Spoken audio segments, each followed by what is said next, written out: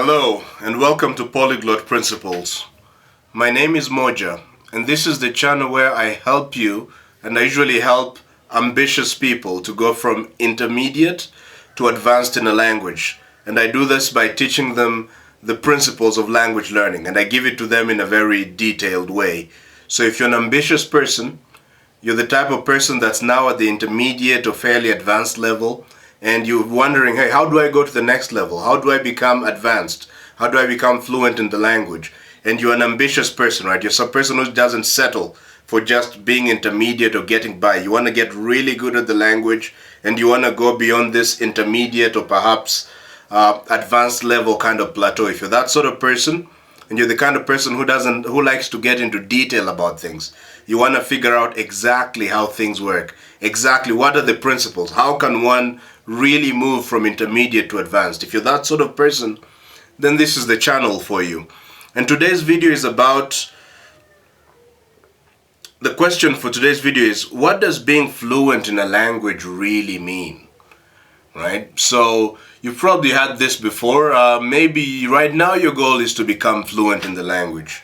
Right? If you're watching this, your goal is to become fluent. You're at intermediate level, fairly advanced, and you want to become fluent. But what does fluency mean? How do we become fluent? That's what we're going to be tackling today.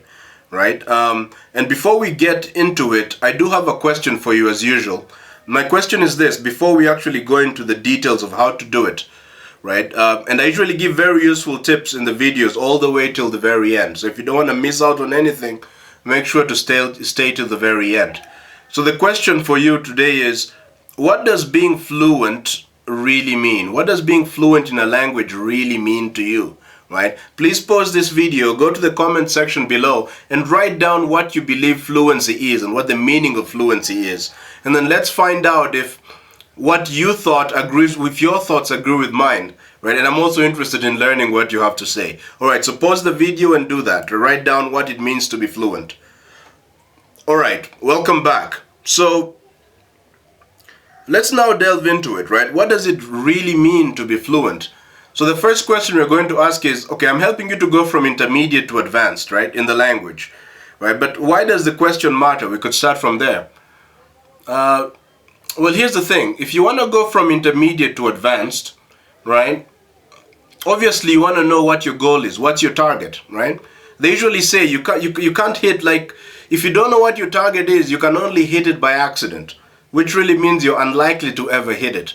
So if you don't know what fluency is, if you don't know what it really means to be advanced in a language, then the chances of you becoming fluent in the language are slim to none. Very unlikely that you're going to become fluent, or at least you become fluent by accident, right? Which is not a strategy, so we're not going to rely on that.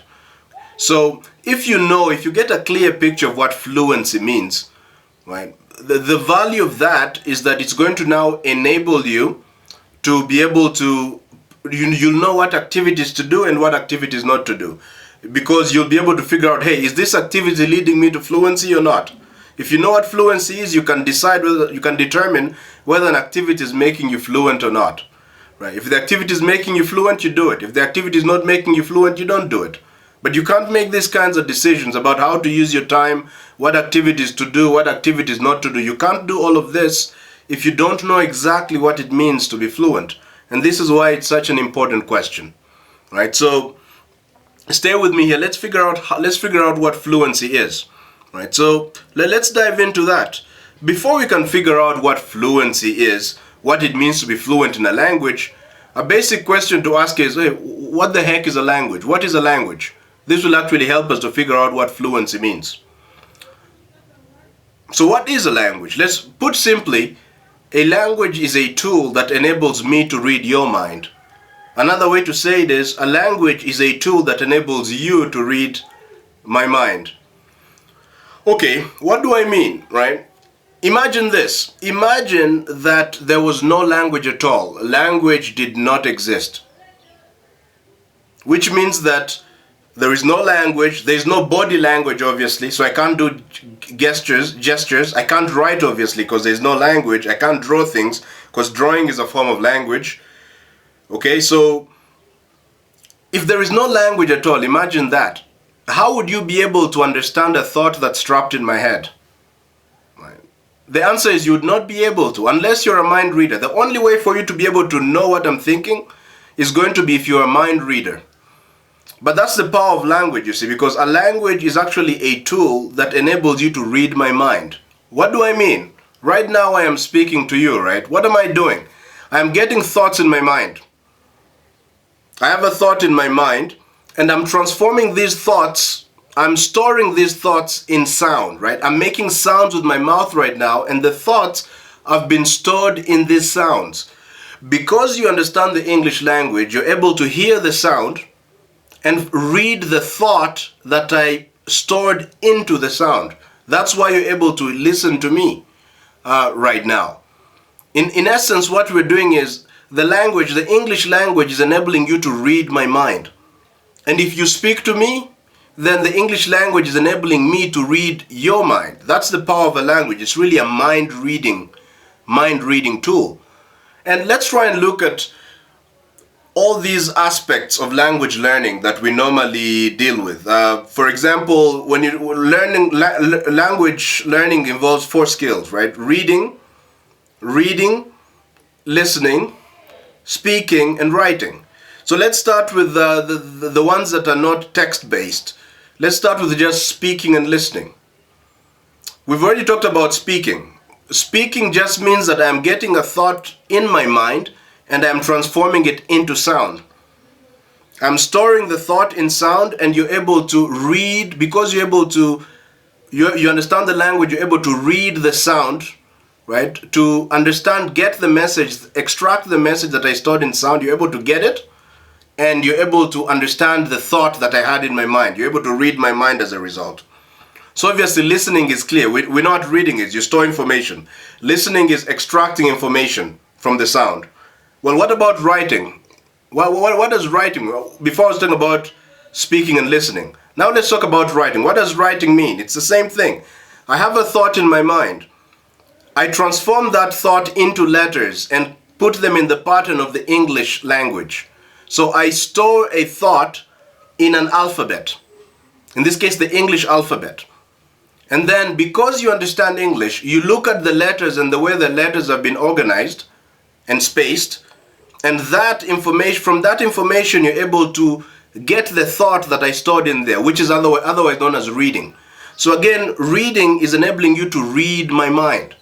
So that's what a language is. If we just look at it clearly on a basic level, a language is a tool that enables me to read your mind. Or another way to look at it is, a language is a tool that enables you to read my mind. Really powerful stuff if you think about it. Okay, but that's not our goal is not to talk about the nature of language. Our goal is to figure out what fluency is. Based on this definition, right, we're saying that all language is me storing information in a medium. It could be writing or sound, and then you extracting the meaning, reading the meaning from the sound or the writing. So that's great, but what does fluency mean then? Based on this information, fluency is obvious. Fluency, to be fluent in a language, means that you're able to correctly store information and correctly read information. You're able to store a thought correctly and read a thought correctly. If you're able to do that, you're fluent at the language.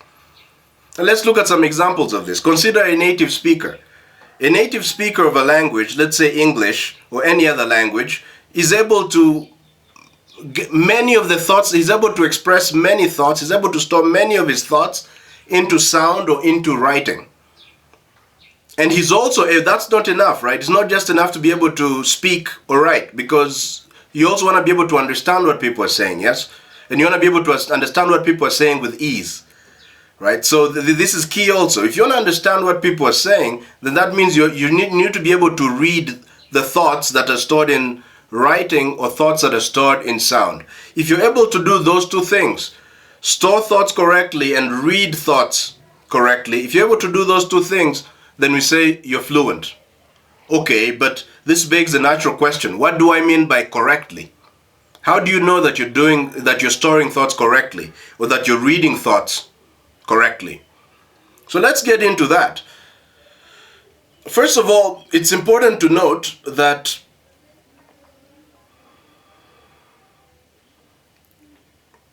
not every not every form of storage of a thought is going to be correct. For example, let's say I say to you, I hungry. If I say to you, I hungry, and you're a good English speaker or a reasonably good English speaker, you know what I mean. I mean to say I am hungry, but I've said I hungry. I hungry, I've stored a thought from my mind into the phrase I hungry. This storage is, you can understand what I mean. It's comprehensible, but the storage itself is not correct. It's incorrect. It's not grammatically correct. The correct way to express this thought is to say I am hungry, not I hungry.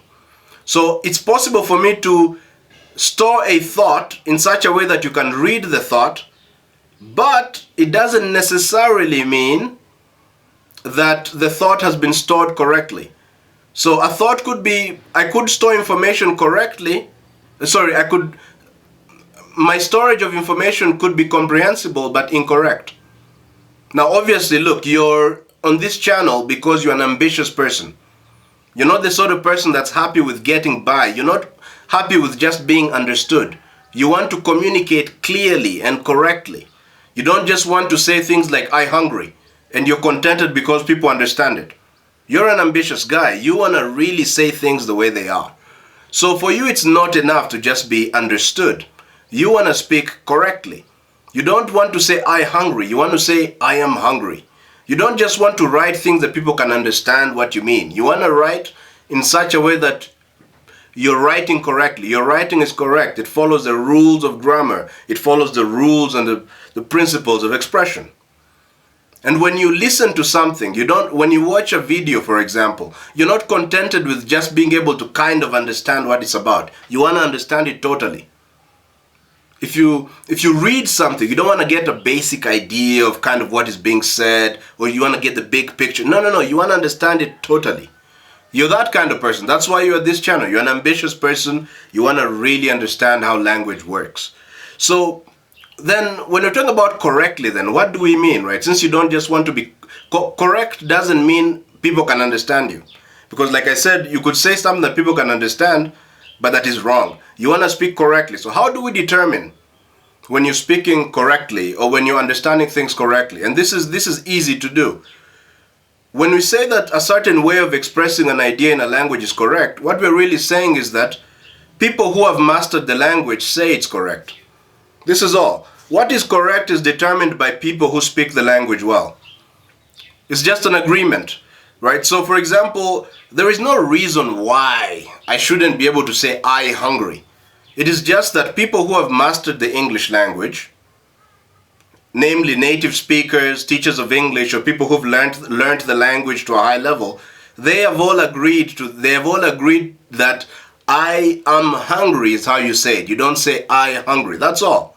There's no really deeper logical reason why one way of saying things is correct, another way is wrong. Why one way of writing is correct and another one is wrong. It's just that people who speak the language, people who are masters of the language, have agreed that certain ways of saying things are correct, certain ways of storing information are correct, and certain ways of storing information are not correct.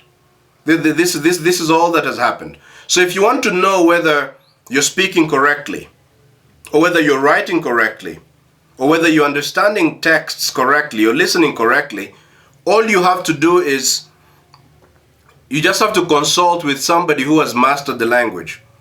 And this person, if the person says that, if these people who have mastered the language tell you that you're speaking correctly, or you've written something correctly, then that means you've written it correctly. If they tell you it's not correct, it means it's not correct. It doesn't matter if you feel that that should be correct, or it's logical for it to be correct. The ultimate determiner, the ultimate people who decide whether something is correct or incorrect are going to be people who have mastered the language.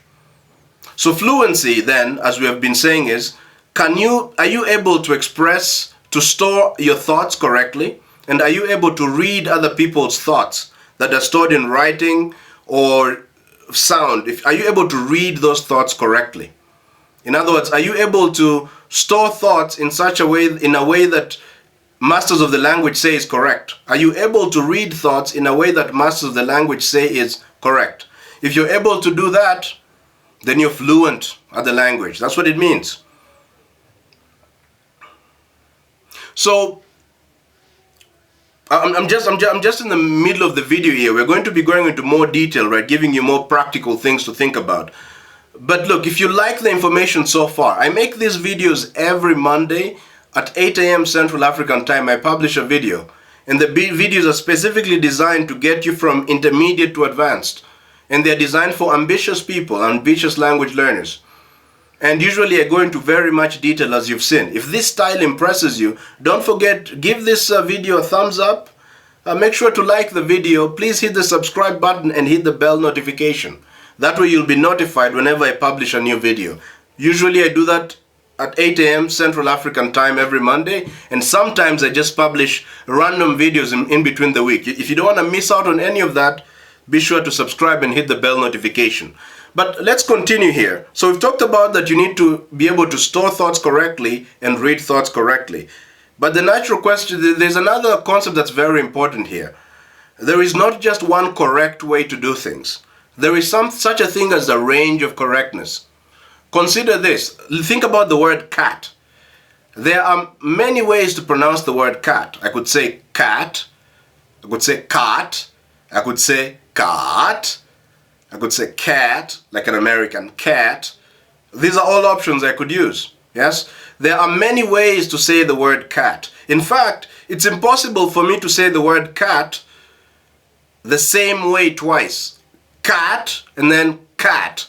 These may sound similar, but they're not the same. Why am I talking about this? Here's the point.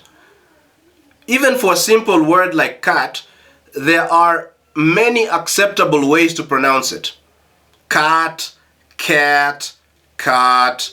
All those are acceptable ways to pronounce the word cat. But there are also many ways in which cat cannot be pronounced. For example, you can't say cat. Cat is not an allowed pronunciation. It's not correct. So there is a range. There is a range of pronunciations of the word cat that is acceptable, such as cat, cat, and so on. There's a couple of allowed pronunciations of the word cat. There's a range of correct pronunciation of the word cat. And there's a range, of course, there's a range, but doesn't mean that every pronunciation of cat is allowed, right? You can't say cat, like I was saying, oh cat. That's not really allowed. It's not an allowed pronunciation. So your goal when speaking the language is to stay within the range of correctness. If I want to say the word cat, I don't have to say it like cat, like an American. It's not necessary. I don't have to say it like somebody else says it. All I have to do is say the word cat, and my pronunciation should be within the range of correctness. I have to understand what pronunciations of cat are correct, and then I just figure out how to pronounce it. I just pick one of those pronunciations and I use that one. That's all. It doesn't have to sound like an American or a British. It just has to be correct pronunciation. And once again, natives or people who have mastered the language can tell me whether my pronunciation is correct or not. This is of course true with just the word cat, but it's true with pronunciation, it's true with writing or expressing yourself. For example, for any given idea, there are many ways to express it. Consider the following statement: I am hungry. There are many ways to say I am hungry. There's a range of correct ways. There's a range of correct ways to say I am hungry. I could say I am hungry, or I am starving. Some people use that expression. I am starving. My stomach is empty. I could say that if I wanted to. My stomach is empty, or my stomach is grumbling, or I haven't eaten since yesterday. Or like I would kill for a burger right now. All of those are different ways of saying I am hungry. All of those ways of saying I am hungry are correct ways. This is what I mean when I said there's a correct range of ways in which you can say I am hungry. And for any idea that you want, any thought you want to express, there is a range of ways you can say it. But again, not every way of saying it is correct. For example, if I want to say I am hungry, I can't say today is Friday. That's just incorrect. It doesn't express the same thought. So there is a range of correct ways to say it. And my job as a speaker of the language is to say the thing correctly. Whatever I say should be within the range of correctness. That's all. I don't have to say it the way Americans say it, or British say it, or Australians say it. It's not necessary. I just have to say it correctly. This is all. Maybe it could be the case, for example, that Americans say, I am hungry. They never really say, my stomach is grumbling. Okay, that's fine. If I say my stomach is grumbling, somebody will know, hey, this guy is clearly not American. That's fine, but it doesn't mean what I said is incorrect. You do not have to. Your goal is to say stuff correctly. This is what fluency means. You're supposed to say things correctly, within the range of correctness. But you don't have to say things like people from a particular region. I'm really emphasizing this point because it's important. It's because in the language learning community, many people have this idea that to be fluent at a language means you have to sound like a native. I disagree. You don't really have to sound like a native. The reality is that there are many ways to express ideas. There are many ways to say things. Usually people that were born in a particular region express ideas in around the same way. For example, Americans have many expressions that they use to express ideas. British people have expressions that they use to express ideas. The Americans have their own way of expressing thoughts. The British have their own way of expressing thoughts. Australians have their own way of expressing thoughts. Kenyans have their own way of expressing thoughts. Right? We call these ways American English, British English, Kenyan English, Australian English. These are just ways of expressing a thought, right? Thoughts in the language. Now, the American way of expressing thoughts is not the only way to express thoughts. American English is not the only correct way to say or express ideas. British English is not the only correct way to express ideas.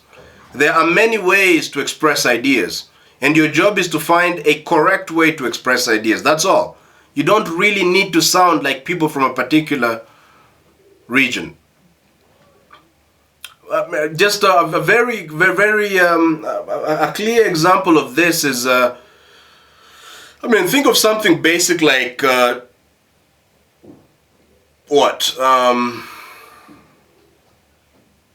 Sure, let's say chess, right?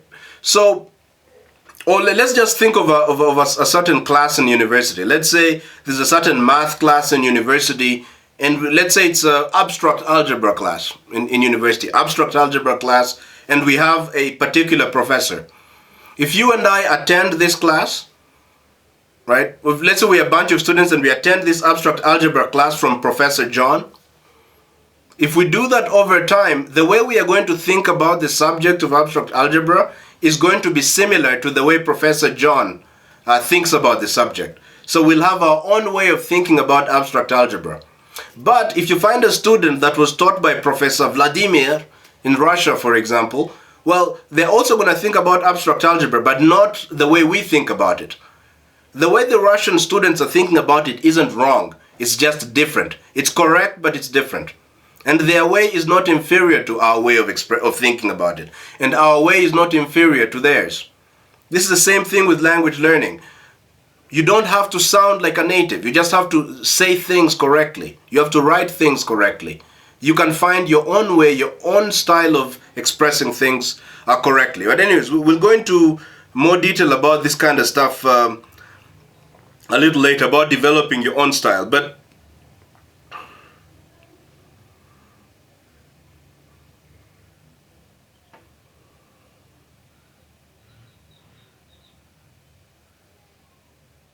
actually, let's delve into it. Developing your own style. What does that mean? Right now, you're at an intermediate or fairly advanced level, which means that you're not able to express ideas correctly, right? It also means you're not able to express ideas correctly or to understand everything that's being said. So you still have a lot of difficulty. At such a stage, it's not wise to start like developing your own style. It might be wiser for you to just the wise thing to do is to first of all learn from masters of the language how to say things correctly, how to read things correctly, and so on. There will be a time to develop your own style. A good way to think about developing your own style and why it's important is, a good example is like Arnold Schwarzenegger. Arnold Schwarzenegger he came from Austria. His first language was German. Now he learned English as an adult. If you listen to him speak, he speaks English well. He's fluent at the language. But you can sense that he is not an American. Nevertheless, Arnold Schwarzenegger has his own style of speaking English. It's a style that is uniquely Arnold Schwarzenegger's style of speaking. It's a mixture of the English he learned in America, all the experiences he had, all of those come together, and his experience with thinking in German, all of that come together, and he has his own correct version of English. That's perfectly beautiful. And when you listen to him speak, you cannot say that he is less fluent than native English speakers in America or the UK or wherever. He's also a fluent speaker, and he doesn't sound like any of them. He sounds like himself. And this is really how we think about mastery in so many fields. Consider, for example, I want to learn chess. Let's say I want to learn chess, and I have the great fortune of being trained. Garry Kasparov, the greatest chess player of all time, has agreed to train me. If I'm really smart and if I'm intelligent, what I'm going to do is I'm going to learn as much as I can from Garry Kasparov. But I'm not going to try to become Garry. This is because I am not him. I can never become Garry. I'm not Garry. All I can do is learn from Garry, and then once I have learned enough from Garry, I develop my own way of playing chess. This is the intelligent way, because I am not Garry. I have my own experiences. I have my own temperament. I have my own history. I look at the world differently. If I combine what Garry taught me with my own experiences, I'll develop a style that's uniquely Modja's style of playing chess. And this happens in all sorts of fields. I'm trying to learn how to play the guitar. I can learn from the best, but I don't want to become them. I'm going to learn from the best, and then I'm going to develop my own Modja way of playing guitar. This is the same attitude that is important to take when learning a language. You're not trying to sound like anybody. You just want to figure out how to say things correctly and then develop your own style. But be careful, don't start that early. It's very foolish, for example, for a beginner, someone who's just starting the language, to talk about developing their own style. Right? There are phases to learning anything. The first stage is absorption, which means you're just taking in what you're learning. You say something, natives tell you, oh, this is wrong. Oh, you say, oh, how do you say it? You imitate them. This is just a time of absorbing, learning how to say things correctly, how to write things correctly, what things mean. It's just an absorption stage. Up to intermediate level, you're still in absorption stage. Just very malleable, allowing yourself to be corrected, learning how to say things, how to store and read thoughts correctly. And this is the same at a fairly advanced level. But you reach a point where you've gotten good enough at the language in terms of you're able to say things with very few mistakes. When you reach such a point, now you can think about beginning to develop your style. Your style begins to come into the picture. And your own version of the language is also a correct version of the language. So this is key. You don't have to sound like a native. All right, but that being said, oh, by the way, the ideas I'm expressing in this video, I've also written them down in detail. So if you want to really see whatever I'm saying and you want to see it in written form, maybe it's easier for you to understand things that are written down, and that's okay.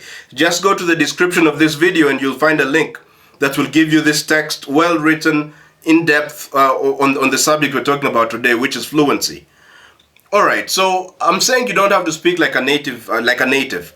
But is there value in speaking like a native is the question. Or is speaking like a native just a bad idea? Is it a sign of low intelligence or stupidity? Right? Of course the answer is that's not right. Consider this. A good example, I think. Arguably, the greatest football player of all time is Lionel Messi. In particular, he's an exceptional dribbler, world-class dribbler. It's hard to find anyone on the planet that can dribble as well as Lionel Messi. So Lionel Messi is definitely a great dribbler. But does it mean that Lionel Messi's way of dribbling is the only way to dribble? Or there's no other ways of dribbling? That's not true. Because if you look at Ronaldinho, for example, he also is a great dribbler. He has his own style of dribbling that's different from Messi. If you look at Cristiano Ronaldo, Ronaldo has his own style of dribbling that's different from Lionel Messi. So clearly there are many ways to dribble. Well, there are many styles of dribbling that one can have.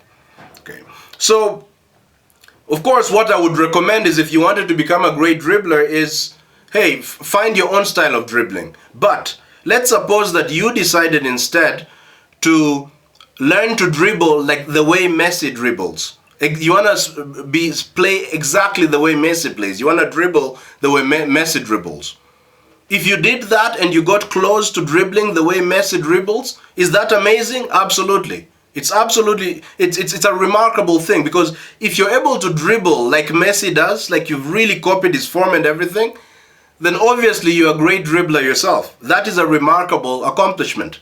How does this connect to language learning? If let's suppose, for example, that you learned French to such a level that you're able to, when you speak with, let's say, people from France, they are actually fooled into thinking you're one of them. You sound like them, you talk like them. They think you're also a Frenchman. That is obviously an enormous accomplishment. That is something to be proud of. It's a sign that you have actually mastered the language. There's nothing wrong with that. That's one way to go, one way. However, and this is the key, what I'm trying to say here is that just because you don't sound like people from France doesn't mean you're not fluent at a language. It also doesn't mean that you're less fluent than somebody who sounds French or whatever. And the reason for that is that the native speakers of the language are definitely fluent, like we said. The French people are fluent at French. Why? They're able to store their thoughts correctly in French. They're able to read thoughts correctly in French. But they have their own way of expressing thoughts. There are other ways of expressing thoughts. And if you express thoughts very well in the language, right? If you able to store thoughts correctly and read thoughts correctly, but you don't sound like a French person, that doesn't make you less fluent than a French person. You're also just fluent at the language. You've also mastered the language. You don't need to sound like a French person in order to think that you're fluent at the language. In fact, it's very admirable. It's more admirable to develop your own correct style of speaking, whatever language you're trying to learn. You don't have to speak like a native. It's not even necessarily desirable. But if you do it, it is also amazing. Right? It's totally up to you. Right? I don't know if my notion of fluency is something you agree with, or it's something that works with you. Perhaps it does. That what you're seeking to do is to speak correctly, write correctly, which means that write in such a way that native speakers say is correct, and you want to be able to read thoughts correctly. If that definition of fluency works for you, then use it. It works for me. And if it doesn't, and you really want to sound like a native, and you think that's what fluency is, that is also admirable. Okay, the last thing I'd like to really say here is that we've been talking about fluency, but the reality is fluency is unattainable. This is the nature of life. Nothing can really be mastered. Anytime you think you understand how things work, nature gives you a kick in the butt. Nature will show you that you don't really understand. Whatever you're doing, you can always do it better. That's a sign that you haven't mastered anything. And this is true with language. Even if you're a native, let's say you're a native speaker of English, it doesn't mean that, it doesn't really mean you're fluent at English. Here's why. There are certain situations I can put you in and you're going to become not fluent. For example, if I told you to go and give a speech about nuclear physics, or go and give a lecture about, let's say in mathematics, topology, and you're not a topologist, you're not a nuclear physicist, it's going to be very hard for you. You're going to start sweating possibly. You're not going to know the vocabulary to use. You're not going to even know how to express ideas in the language. The ideas are not even going to be familiar to you. You're probably going to start to stammer. You're not going to speak fluidly. If somebody observes you, they'd say, "Oh, this guy is not fluent at all." And this is just a fact of life. You're not going to be. There are many areas in many topics.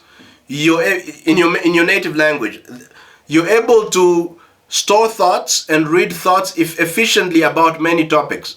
But they're always going to be topics that you cannot speak that you cannot speak fluently in. That's just a fact of life. So however fluent you are, you can become more fluent. And you're never really fluent because there's always difficulties. There's always things you can't say well. There's always ideas you can't express correctly. There's always topics that when you speak you're stuttering a bit and you're not coherent. And if you look at your speaking, even in your native language, you make mistakes, you make grammar errors, you mispronounce words. That's just a fact of life. So really, you can't, if you look at it deeply, you can't become fluent at a language. All you could do is become more fluent. This is all. You can only get better and better and better.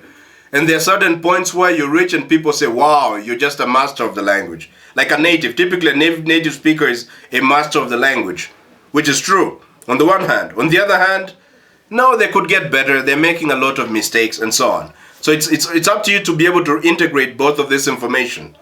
So, like I said before, now if you love the ideas I'm sharing in this video, they're all available in written form. I've actually written down all of these ideas carefully. So if you want to go deeper into them, just go to the description of this video and click on the link. And the link will take you to a written, all these ideas deeply explained in written format. And I usually publish videos. If you like these kinds of videos, my videos are designed to help you get from intermediate to advanced in the language. And I do that, and I help ambitious language learners do that. And I do it by giving you a deep and detailed understanding, right, of the principles of language learning. So if this is something that interests you, if you want to see more videos like this, I publish videos every Monday at 8 a.m. Central African time. So if you're able to, if you can like this video, hit the subscribe button and hit the bell notification, you will be notified every single time when I publish a new video. Thank you very much once again for watching this video, and I hope to catch you in the next one. Bye.